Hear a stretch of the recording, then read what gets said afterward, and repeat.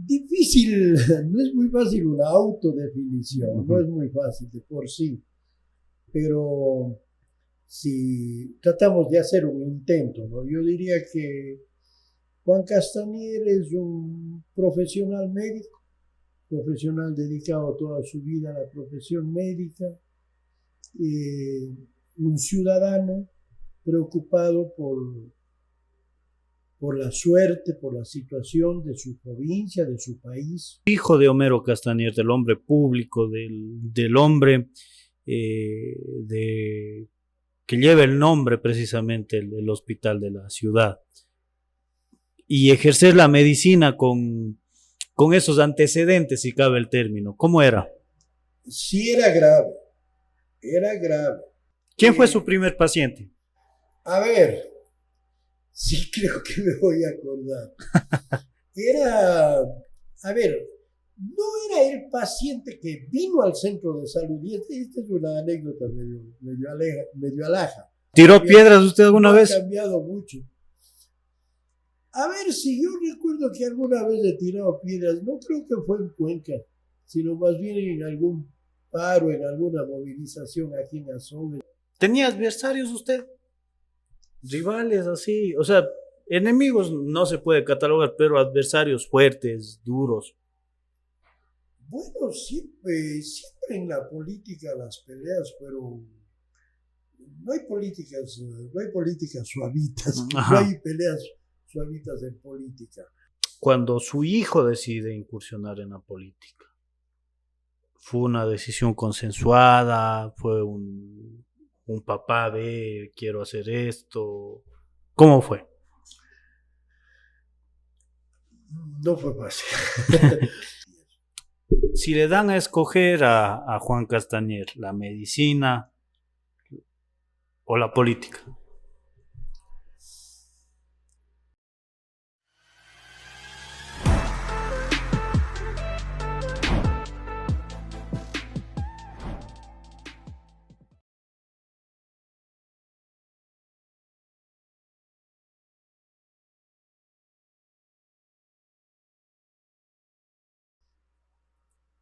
Bien, a las personas que nos siguen en Ecos del Cañar, en el podcast del Otro Perfil, buenas tardes, buenas noches, bienvenidos a un programa más, a una entrega más de este programa que lo hemos venido desarrollando desde hace meses atrás. En esta oportunidad tenemos la participación de un reconocido personaje del Cantón Azogues, de la provincia del Cañar y del país, como es el doctor Juan Castañer. Doctor, muchísimas gracias por aceptar nuestra invitación a este programa. Para empezar, quisiera que usted mismo se defina. ¿Quién es Juan Castañer? De pronto, como le dije, es una persona reconocida, pero tal vez para las nuevas generaciones como la nuestra, se le pueden decir es el papá del actual gerente del Banco de Desarrollo, pero no conocen su trayectoria. Si se define, ¿quién es Juan Castañer? Buenas tardes, Álvaro. Buenas tardes a la audiencia de Ecos del Cañar. Un gusto estar en el programa con ustedes. Difícil, no es muy fácil una autodefinición, no es muy fácil de por sí, pero si tratamos de hacer un intento, ¿no? Yo diría que Juan Castañer es un profesional médico, profesional dedicado toda su vida a la profesión médica, un ciudadano preocupado por la suerte, por la situación de su provincia, de su país, no preocupado de ahora, preocupado de toda la vida, es decir, inmerso en la problemática social, problemática política de la provincia, el país, y un esposo muy querendón de mi mujer, de mi esposa, de mis hijos, de mi familia, querendón también de mis amigos, de mis amistades, de mi familia, de mi entorno familiar más grande. Y en fin, ese es el intento. Bien, doctor, ¿dónde nace Juan Castañer? Yo nací aquí en Azogues, en la esquina de las calles Luis Cordero y Serrano, a 2 cuadras de la esquina del parque, yendo para abajo. Ahí era la casa de mis abuelitos maternos, yo fui el primer hijo de mis papás, y en ese tiempo mi papá le atendió a mi mamá en la casa, en mi nacimiento, pues. O sea, su papá le trajo al mundo, su papá y su mamá a la vez, así resulta. Así es. Y entonces en esa época no era una práctica muy rara. La mayor parte de personas daban a luz en las casas. De hecho, yo también cuando me inicié en el trabajo profesional atendí muchos partos en las casas y era una labor un poco tensa, sí, pero era una labor grata de estar con el entorno familiar, la mamá, la abuelita, los otros hermanos, el papá, en fin. Era una circunstancia especial, tanto para la familia como para el médico. Pero ahí nací un 15 de noviembre de 1950. 72 años. Así es. Voy a cumplir 72 va a cumplir 72 años. Doctor, su apego a la medicina es de familia ya, tradición, generaciones. Bueno, a ver, en la familia, desde lo que yo me acuerdo, el primer médico es un tío abuelo mío, el doctor Víctor Miguel Crespo. No, él era tío de mi papá. Después ya en la segunda generación fue médico mi padre y hablemos de la tercera generación, fui yo médico, porque yo soy el primer nieto de ambas casas, tanto de la casa de mi papá como de mi mamá. Y claro, yo me formé en una casa donde veía a mi papá ejercer la medicina a diario, el trabajo en el hospital, a veces nosotros también, yo desde muchachito iba al hospital, a veces acompañándole a mi papá por algún evento. Entonces yo ya me crié en ese entorno, enrumbado en eso. Nunca tuve dudas de lo que iba a ser en definitiva. Siempre pensé, incluso cuando era niño y jugaba y todo eso, jugaba a ser médico. ¿Y cómo era de niño precisamente? Bueno, mi niñez, no creo que haya sido ninguna niñez especial, no era una niñez común y corriente. Yo tuve una niñez rodeado del cariño de mis abuelos, de mis tíos, de mis padres. Yo tengo buenos recuerdos de mi niñez, o sea, yo creo que mi niñez no fue una niñez con tropiezos, más allá de lo que le puede pasar a cualquier niño, ¿no? Fui al Jardín de Infantes María Montessori, que en ese tiempo era en la calle Solano, en la calle Solano, a media cuadra de la Escuela de los Hermanos. Después me eduqué toda la primaria en la Escuela de los Hermanos Cristianos, el Juan Bautista hasta cuarto año, quinto y sexto año de colegio en el Colegio Hermano Miguel en Cuenca. Me gradué allá y enseguida pues entramos a la Facultad de Medicina, los 7 años de carrera, y nos graduamos en la Facultad de Medicina de la Universidad de Cuenca. ¿A quiénes recuerdan su trayectoria educativa? Bueno, muchas personas. Me da miedo de que olvidarse. De que nombre a alguien y no nombre a otras personas, pero tuve unos profesores que no eran hermanos cristianos, 2 profesores que eran, un solo profesor, perdón, que fue mi profesor de primer grado, que me enseñó a leer, y me acuerdo, profesor Ángel Celio Neira, de Tabacay, un gran profesor, un gran maestro. Después en el colegio, pues,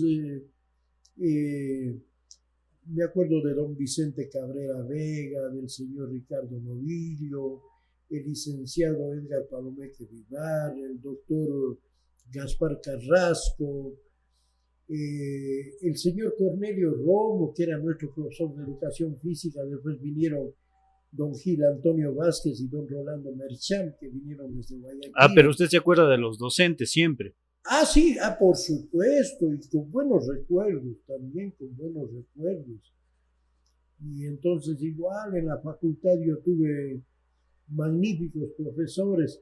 Hoy nomás conversaba con un colega, más o menos contemporáneo mío, y hablando de los profesores de la facultad de nuestra época, ahí la excepción eran los malos profesores. Más bien la regla eran muy buenos profesores, gente muy preparada. Y usted estudia en la universidad pública, Claro, en la Universidad de Cuenca. claro, no, ninguna duda. En ese tiempo en el Ecuador habían 4 facultades de medicina. La Facultad de Medicina de la Universidad de Guayaquil, la de la Universidad Central en Quito, la de la Universidad de Cuenca y una Facultad de Medicina de la Universidad Católica en Guayaquil. 8 facultades de medicina en el país, nada más. Entonces, para nosotros quienes estábamos aquí en el auto, Más cómodo Cuenca. la opción 10 sobre 10 era Cuenca. Uh-huh. Y en ese tiempo era tan bueno el prestigio de la Facultad de Medicina de la Universidad de Cuenca, que venían a estudiar estudiantes colombianos, peruanos, chilenos, venían a estudiar en Cuenca en la Facultad de Medicina, o de otras partes del país, de la costa, de la sierra, del oriente, venían a estudiar en Cuenca. Entonces, el prestigio, la imagen de la Facultad de Medicina de la Universidad de Cuenca era una imagen de primera.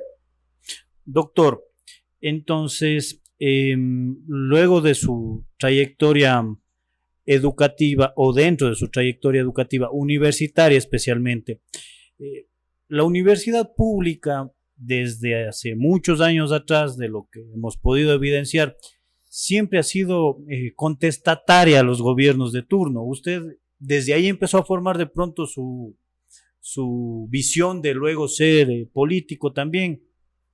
Yo creo que sí. A ver, con la Facultad de Medicina pasaba un fenómeno en Cuenca, que era la única facultad que estaba separada del resto de la universidad. Ya tenían su propio campus, como se dice ahora, su propio espacio. El campus antiguo, la edificación que hay hasta ahora, una edificación de ladrillo visto cerquita de donde quedan ahora, donde era el Hospital San Vicente de Paúl y donde ahora quedan las oficinas administrativas de la Coordinación Zonal de Salud. Ahí, saliendo del puente del Centenario, a mano izquierda, atrás del actual Banco Pichincha. Entonces estábamos un poco medio alejados de la universidad, y este alejamiento también de alguna manera se podía observar en el asunto político también. La Facultad de Medicina era como un punto aparte, ya en el tema político, los aislados del resto de la universidad. Ya. Pero por supuesto nosotros estábamos pendientes de todo lo que sucedía en la universidad. Vivimos una época muy difícil.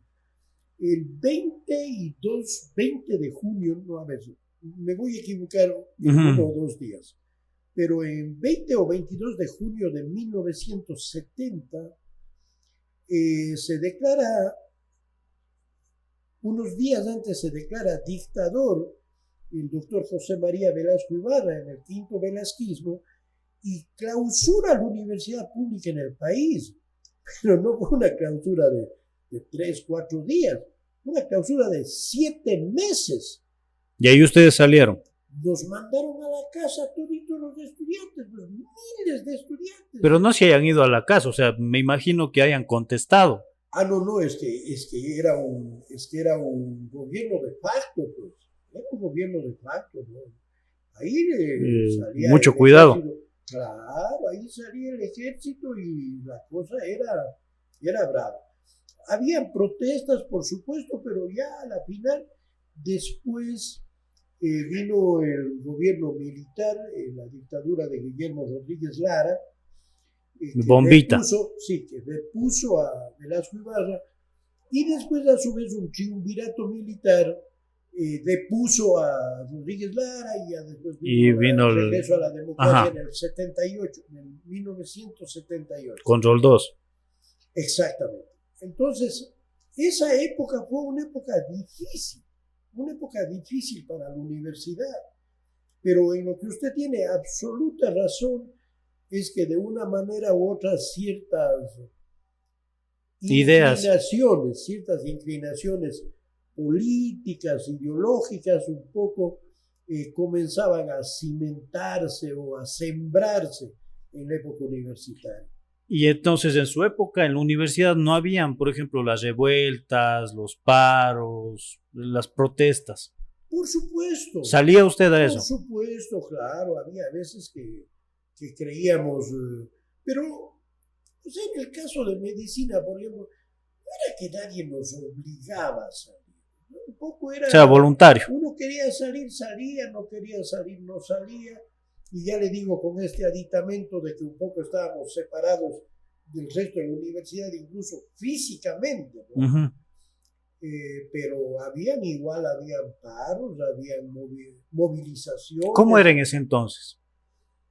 Bueno, pues no creo que difiera mucho de ahora. Salía la gente, casi siempre era ir al parque, hacer las protestas ante la gobernación, y venía la quema de llantas, las piedras y las bombas lacrimógenas y las detenciones, en fin. O sea, no ¿Tiró piedras usted alguna vez? Ha cambiado mucho.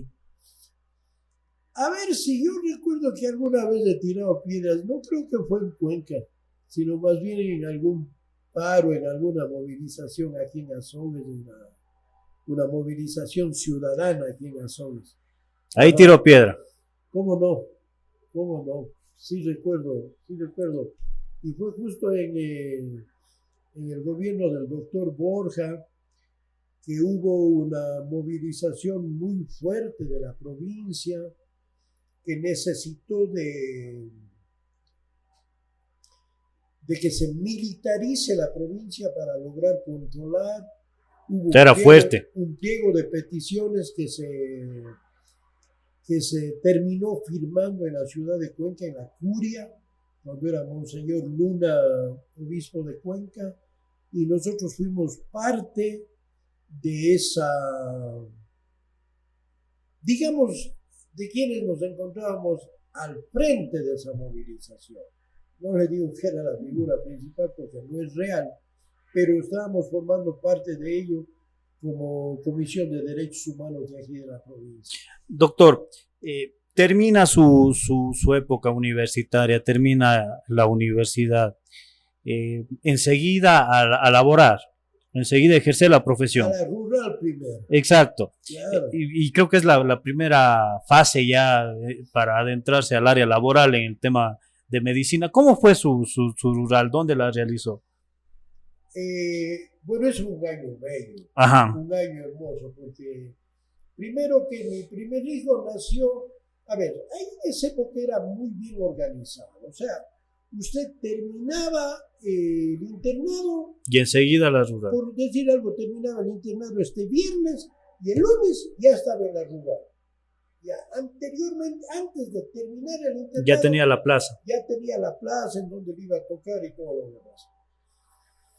Entonces, a mí me tocó Deles, cuando todavía era parroquia, pero me tocó Deles de una manera muy coincidente, porque mi esposa dio a luz a mi primer hijo el día anterior al sorteo. Y entonces yo pasaba del grupo de casados sin hijos a casados con hijos. Entonces tenía mejor opción de escoger. Las ventajas que le llaman algunos. Exactamente. Entonces escogí a Delec y nos fuimos a vivir allá con mi mujer. Mi hijo Homero se fue de 23 días de nacido. Él se crió en Delec el primer año. Entonces íbamos en la camioneta Ford que tengo hasta ahora. Íbamos todos los domingos de mañanita y regresábamos los días jueves. En esa época nos obligaban a vivir, sí, pero nos obligaban a vivir en el lugar de trabajo. No es que había controles. Claro, por supuesto. Entonces no es que uno iba, si quería se quedaba, si no quería no se quedaba. No, teníamos obligación de atender emergencias en la noche, partos ahí en el campo.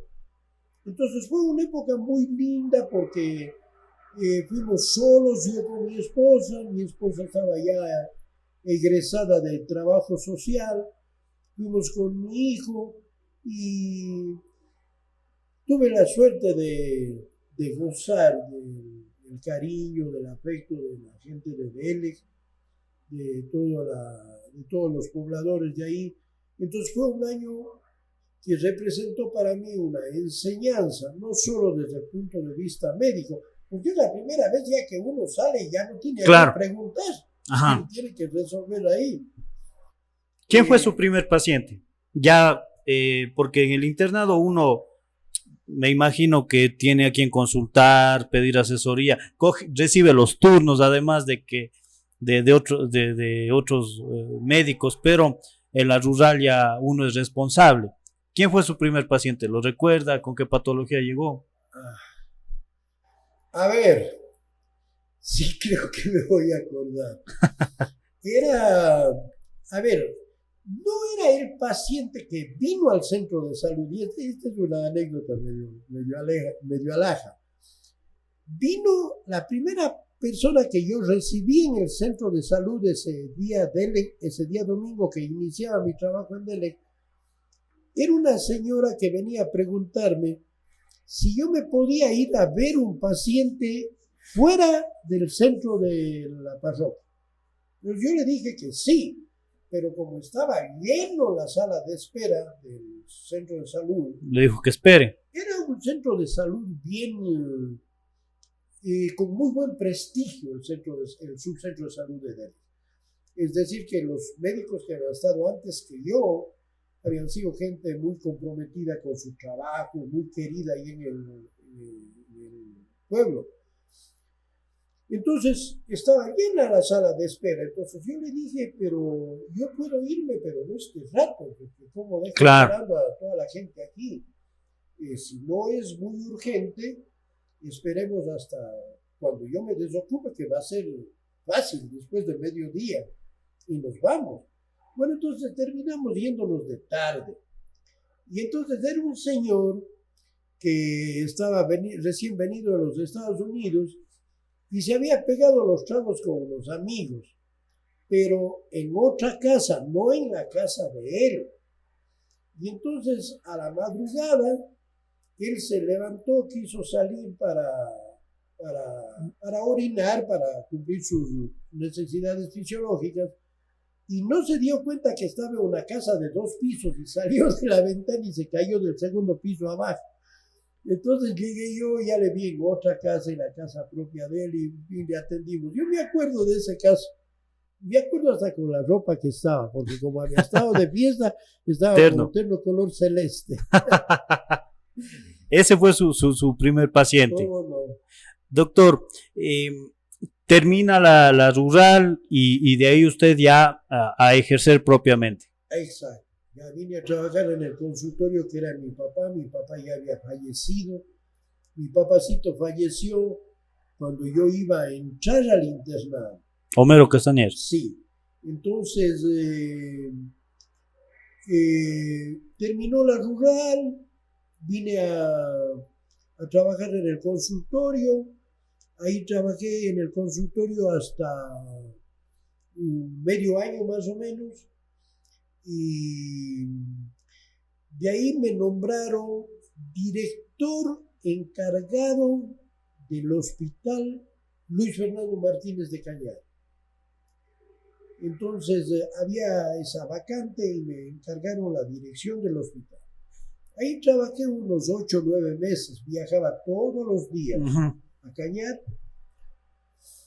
Y después de ahí ya se presentó un concurso para médico de aquí del hospital Homero Castañer de Azogues, ya se llamaba Homero Castañer en esa época. Entonces gané el concurso y entré a trabajar. Y ser hijo de Homero Castañer, del hombre público, del hombre que lleva el nombre precisamente el hospital de la ciudad, y ejercer la medicina con esos antecedentes, si cabe el término, ¿cómo era? Sí, era grave,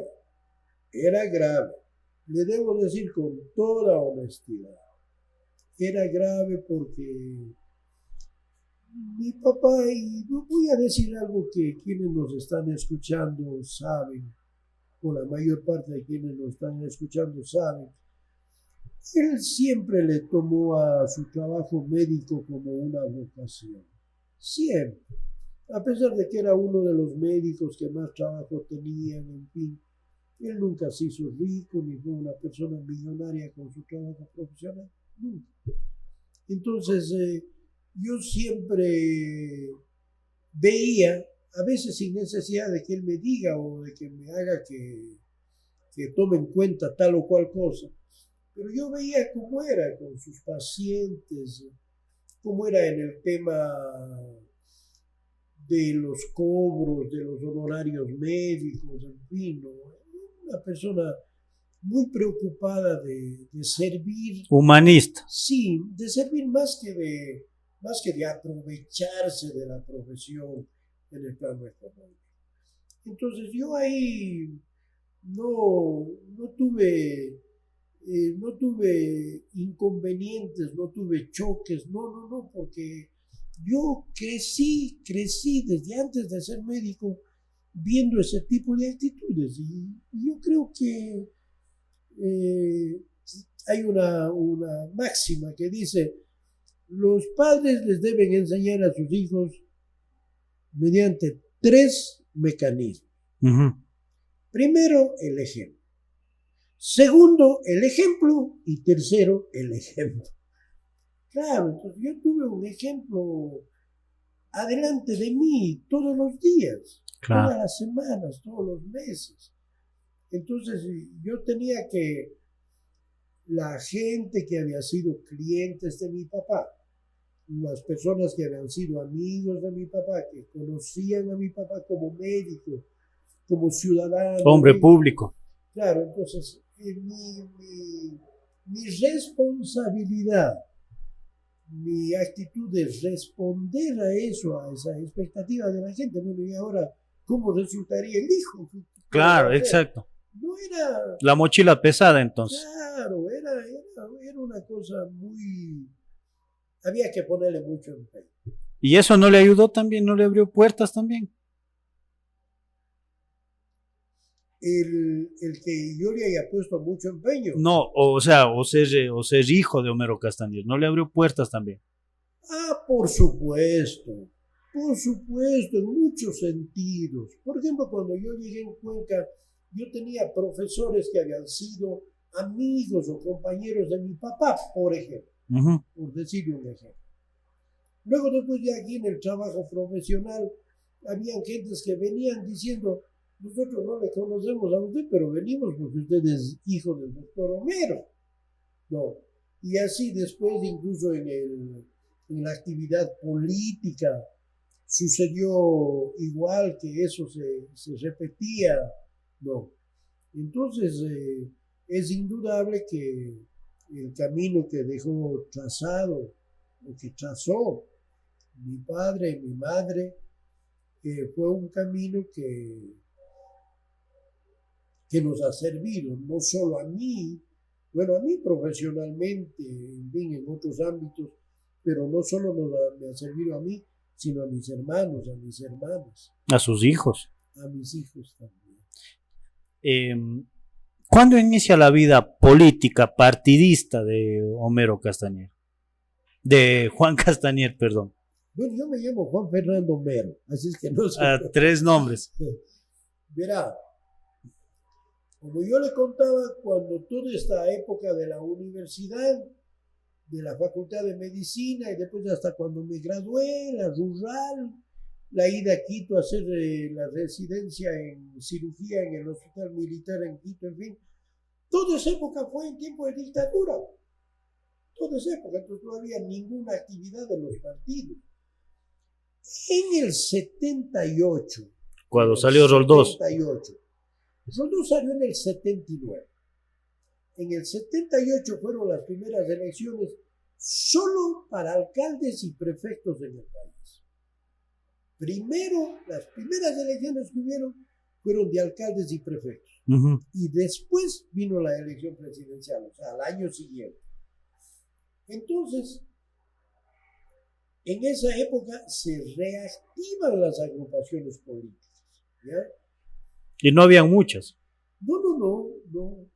Entonces yo tomo como opción, y estaba también esa una cosa que venía en mí, a lo mejor con ciertos otros matices, en fin, pero para mí la línea estaba en afiliarme al Partido Conservador.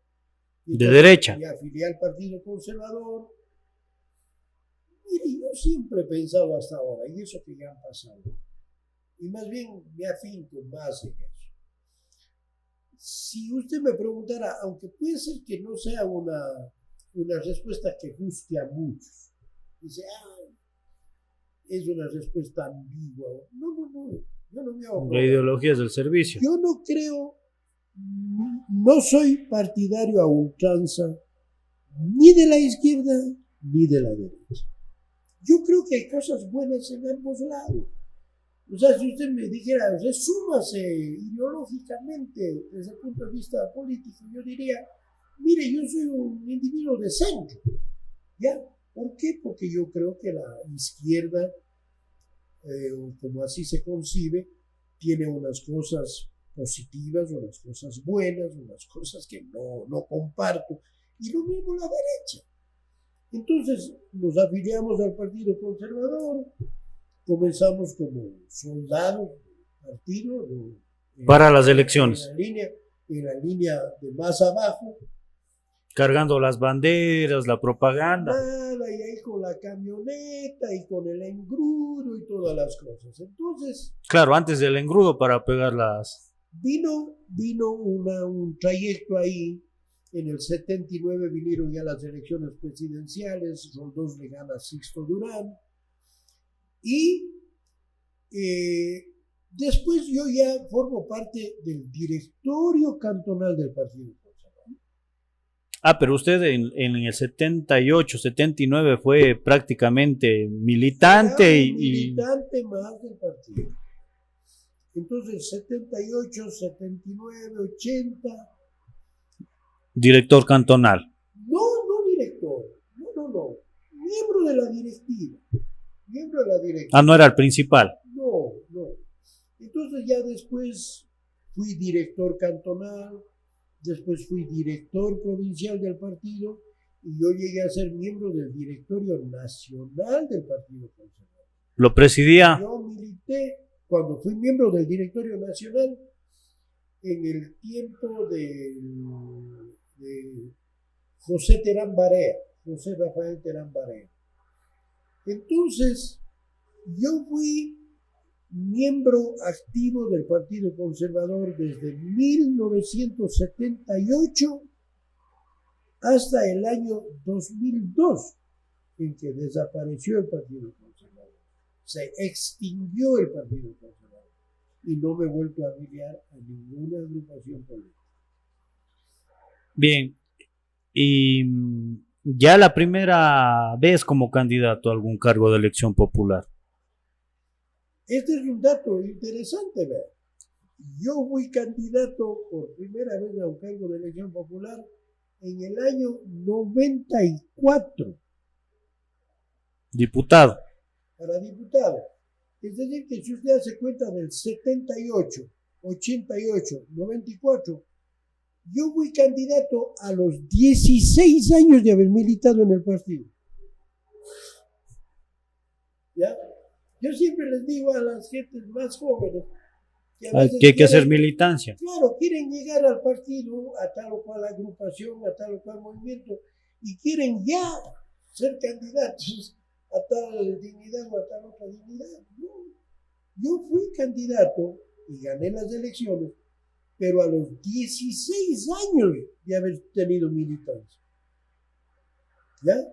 Entonces en esa época, 94-96, que fue el segundo periodo de Sixto Durán Ballén, la segunda mitad del periodo de Sixto Durán Ballén, después vino la Asamblea Constituyente en 97-98 y ahí me volví a lanzar y ganamos también esas elecciones. Ahí esa vez hubo un tema un poco quisquilloso desde el punto de vista político, porque nosotros aceptamos una propuesta del Partido Liberal, que era en ese tiempo Listas 2, para recibir el auspicio de ellos para lanzarnos de candidato, sin afiliarnos al partido, porque ya en esa época había como solo recibir el auspicio. Como estaba fresco el tema de Dají, el tema de los gastos reservados, en fin, hubo una decisión de la directiva provincial y del mismo Sixto Durán Ballén, que en ese tiempo actuaba como presidente vitalicio del partido, de que yo reciba el auspicio del Partido Liberal. Fui el único asambleísta constituyente por la lista 2 en el Ecuador. Que si fue eso ético, correcto, no conveniente, en fin, queda en el plano del juzgamiento público. Pero no fue una decisión personal solo mía, fue una decisión de quienes formábamos parte del partido aquí en Azogues, en la provincia, incluso con la venia de los directivos nacionales. Pero usted forma parte de la política activa cuando la política era distinta, completamente distinta. La misma asamblea, el mismo congreso, pese a que se habla de que año tras año va decayendo su popularidad, su credibilidad.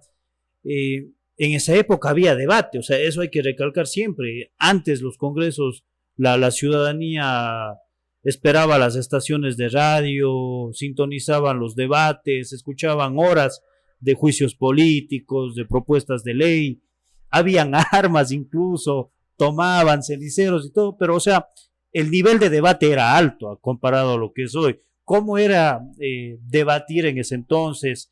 ¿Qué recuerda usted de su primera vez en el Congreso? Bueno, oiga, mi llegada al Congreso fue una llegada, así mismo como le dije hace un momento cuando me preguntó sobre mi papá, fue una llegada cargada de responsabilidades. O sea, yo decía entre mí, yo tengo que, así como la provincia me ha confiado en mí, ¿no? Devolverle. Yo creía que tenía que devolver, pero eso, vea, ese es un ejercicio mental lógico, o sea, no hay a dónde perderse. ¿Y cómo tengo que devolver? Tengo que devolverle, bueno, primero preparándome. Yo hice 3 cursos antes de posesionarme como diputado. Política. 3 cursos, verá. Un curso de comunicación social de la Fundación Cánovas del Castillo de España. Un curso del INCAE de Costa Rica sobre legislación en materia económica y un curso del Instituto de Altos Estudios Nacionales, ¿no? Entonces yo era un cirujano. O sea, médico. Yo operaba vesículas, operaba apéndices, operaba hernias, veía pacientes, ¿sí? Pero habían cosas en que tenía que prepararme. Y le puse mucho ñeque a eso, le puse mucha decisión a eso. Además que en esa época, sobre todo de ciertas provincias, no había la posibilidad de que yo me voy, de que regreso mañana, de que regreso. No. En nuestra época el Congreso funcionaba de lunes a viernes. Es decir, usted lo que podía hacer es viajar el lunes de mañana para asistir a la sesión en la tarde, porque las sesiones eran en las tardes, y viajar el sábado. No había más. No cabía la posibilidad de que le saquen a usted de que faltaba la sesión, de que no asistir. Un absurdo. Ahora yo veo que la asamblea hay unas semanas que funciona una vez a la semana, otras semanas que funciona 2 veces a la semana. Un absurdo. Pero eso es desde hace 10, 12 años atrás que viene así la asamblea. Así es. Entonces le pusimos mucho ñeque y claro lo que usted dice, había un buen nivel. O sea, ahí usted no podía levantarse y poner a intentar hacer una intervención que no esté bien cimentada, bien argumentada, bien expuesta, bien presentada. Yo creo que ahora leen. En nuestra época eso hubiera sido un sacrilegio, Álvaro, un sacrilegio. Leer una intervención en el Congreso. Sacrilegio. Hubiera sido para que todito el resto de Se burlen. diputados se burlen. Ya, y le hubieran sacado todos los medios de comunicación. Porque, oiga, para ir a leer allá, entonces pueden mandarle a cualquier otra persona para que lea nomás. Claro. No, había que presentar las cosas y debatirlas con propiedad. ¿Qué debate recuerda usted que haya participado? ¿Cuál es el...? Me acuerdo un debate, mucha buenazo, sobre... Era un juicio que le planteaba el MPD al ministro de Finanzas por un tema del Banco Central. Es decir, para entrar, de entrada, no era mal planteado porque el ministro de Finanzas no tenía que ver con el Banco Central, sino era un miembro del directorio del Banco Central. Pero ahí hubo un debate ideológico, porque, bueno, no quisiera ahondar en eso porque nos tomaría mucho tiempo, pero ese fue un debate, por ejemplo, en el que participó Diego Delgado, en el que participó el actual asesor de Joel Abad, el diputado Pozo de Imbabura, yo, unos 2 o 3 más, que no sé si debo decir esto, no, pero se levantaban los otros diputados, o sea, felicitarlos a los que participamos del debate. Y no era base de insultos, no era base de diatribas, argumentos, de calumnias, no, un debate a base de argumentos.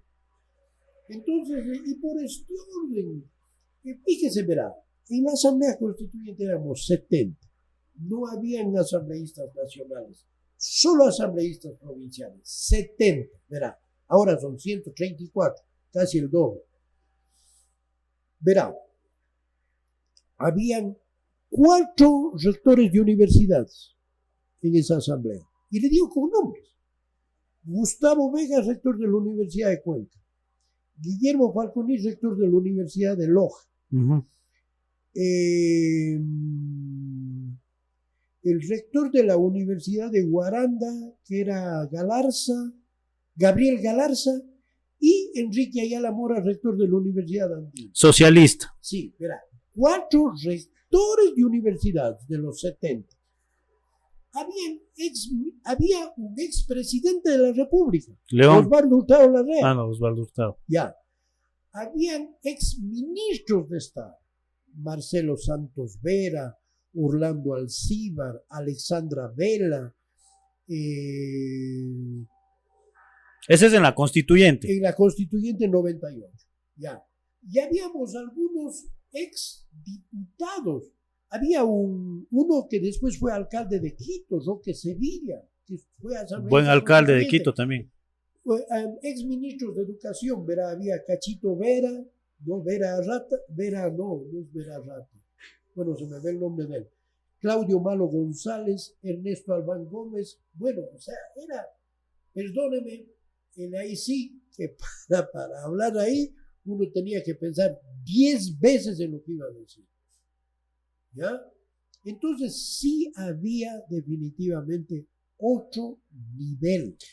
E incluso hasta para poder, si es que cabe el término, tratar de bajonearle, tratar de desmotivarle al otro, hasta los insultos tenían categoría en ese entonces.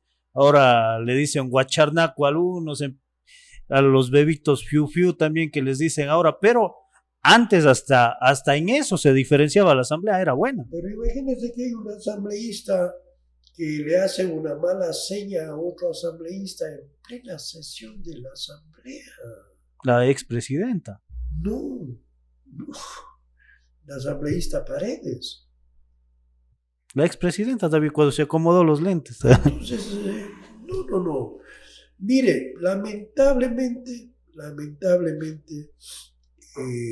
la estructura de la asamblea, lamentablemente la composición de la asamblea y el desenvolvimiento de la asamblea, cada vez, como usted dijo al principio, han ido para atrás, para atrás, para atrás, y no se nota un esfuerzo, no se nota alguna actitud de cambio en estos, en estos, en estos espacios que podrían ser realmente para mejorar la imagen, para que la población se forme un mejor concepto del funcionamiento de la Asamblea. En fin, todo se va para atrás en ese sentido. ¿Usted fue solo diputado? Yo fui diputado y asambleísta.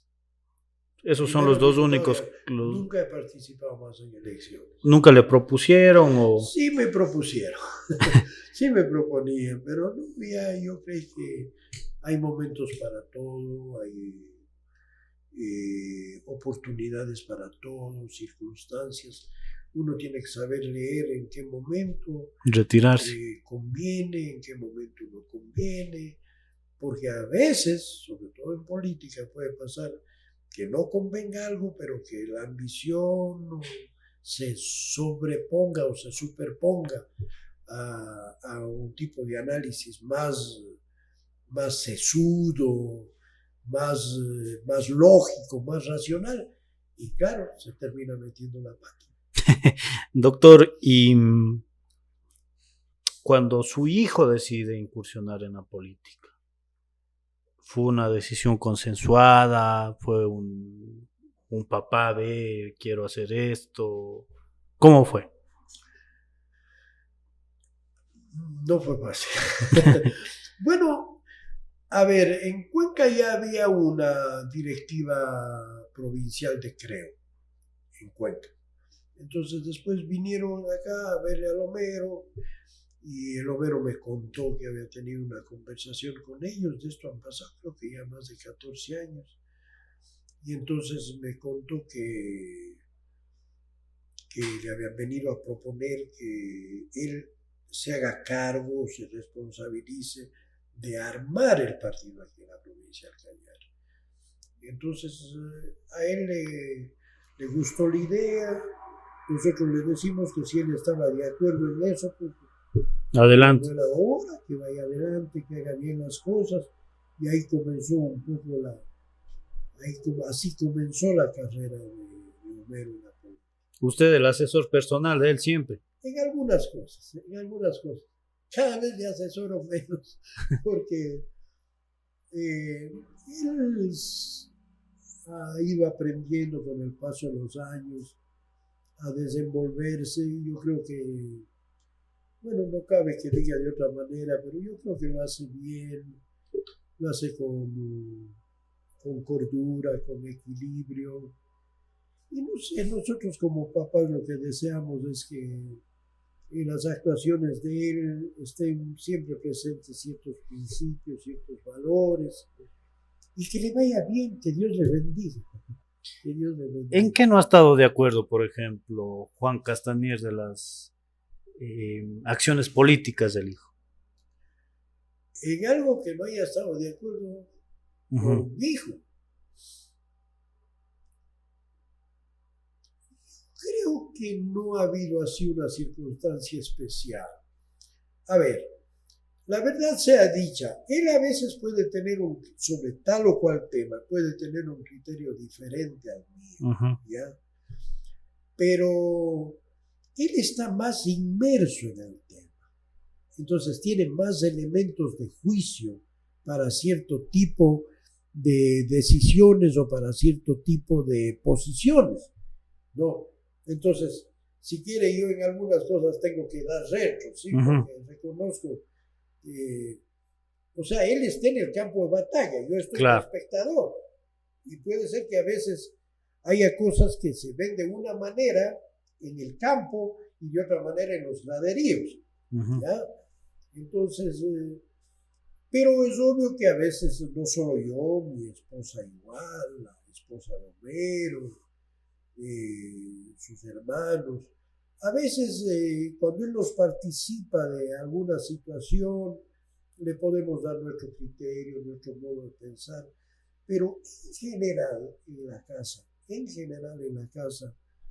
evitamos hablar de política, discusiones políticas, Podemos hablar de política, sí, pero evitamos discusiones o contrapuntos. Además, que el momento que nos reunimos en la casa tiene que ser un momento al que le saquemos el jugo, al que le saquemos provecho, disfrutando del rato. Porque se hace complicado ahora también con él en Quito prácticamente. ¿Cómo no? ¿Cómo no? Así es. Doctor, ¿hay algo que le falte hacer a usted? Escritor también, político, médico. Bueno, no sé, hemos hecho algunas cosas. Dice que una persona nunca termina de realizarse totalmente. Es decir, que siempre queda algo por hacer. Alguna O otra busca cosa algo que hacer. Sí, ya. Yo creo que lo que he recorrido hasta aquí en mi vida, me siento satisfecho por lo que he hecho. Me siento conmigo mismo, me siento en paz.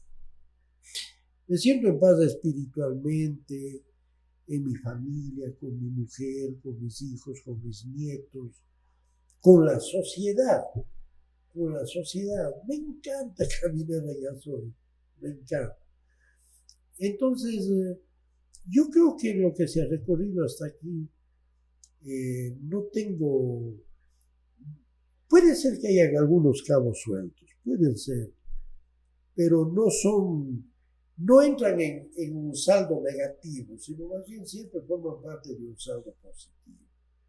Yo espero que lo que Dios me depare para lo que venga adelante, yo sabré aceptar con absoluta humildad lo que Él disponga. Y este tiempo, yo, si he cambiado en algo, es haber con menos pasión ciertas cosas, ¿sí? Con más, Como por ejemplo. El mismo tema político, ¿ya? ¿Tenía adversarios usted? Rivales así, o sea, enemigos no se puede catalogar, pero adversarios fuertes, duros. Bueno, siempre en la política las peleas fueron... No hay políticas suavitas, Ajá. no hay peleas suavitas en política. Siempre han habido roces, en fin, pero yo nunca he echado leña al fuego. No está en mi forma de ser eso.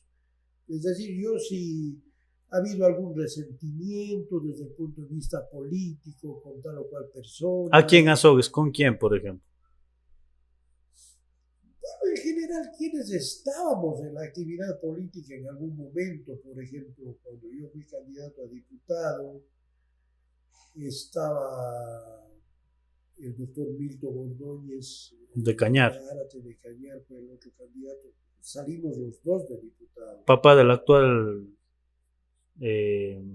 presidente del Consejo de Comunicación.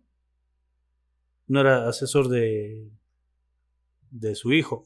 Me estás dando una duda que yo no sé. Milton Ordóñez. ¿Cómo no? Sé que un chico Ordóñez trabaja con... Papá o tío, me parece, sí. Familiar.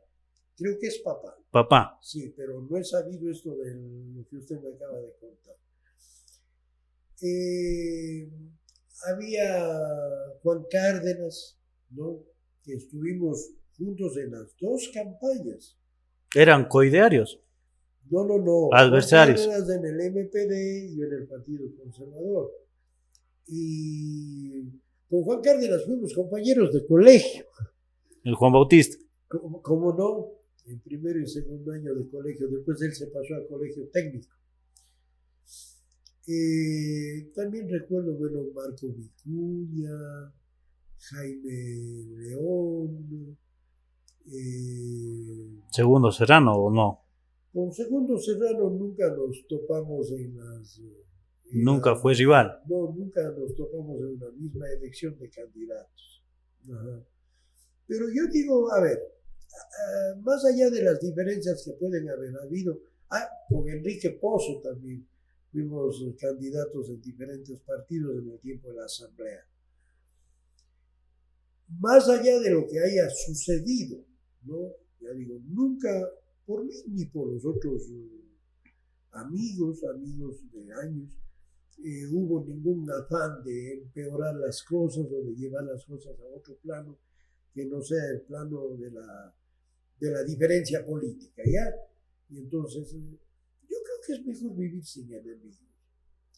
Yo creo que el vivir con enemigos, el vivir alimentando sentimientos negativos adentro de uno, adentro del pecho, no es un buen negocio, ni para la salud física, peor para la salud mental. Nunca tuvo entonces usted un enemigo así y luego le tocó de poner actitudes y llevarse. Bueno, este rato no me viene a la mente, puede ser que no recuerdo este momento, pero no. Lo que le acabo de decir, miren, la generalidad de los casos, yo siempre he procurado que si ha habido diferencias, que si ha habido malos ratos, más bien eso se vaya superando y vaya quedando bajo tierra. Si le dan a escoger a Juan Castañer, la medicina o la política. Bueno, la medicina ha sido un eje en mi vida. Se queda con la medicina. Un eje de mi vida, sí, un eje importantísimo en mi vida. Porque no solo que yo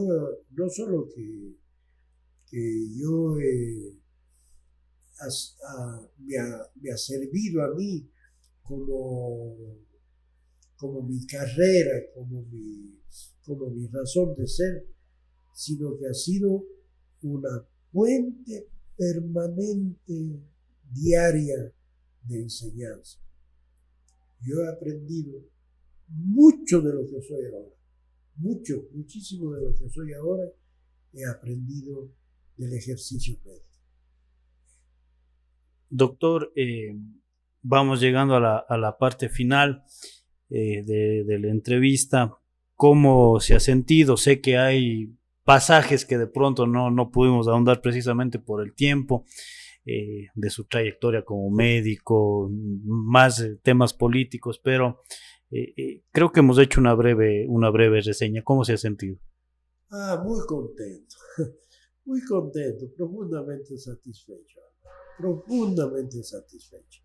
Yo ya sabía dónde venía y he venido dejando cualquier cosa para estarme a gusto, sin ninguna presión aquí.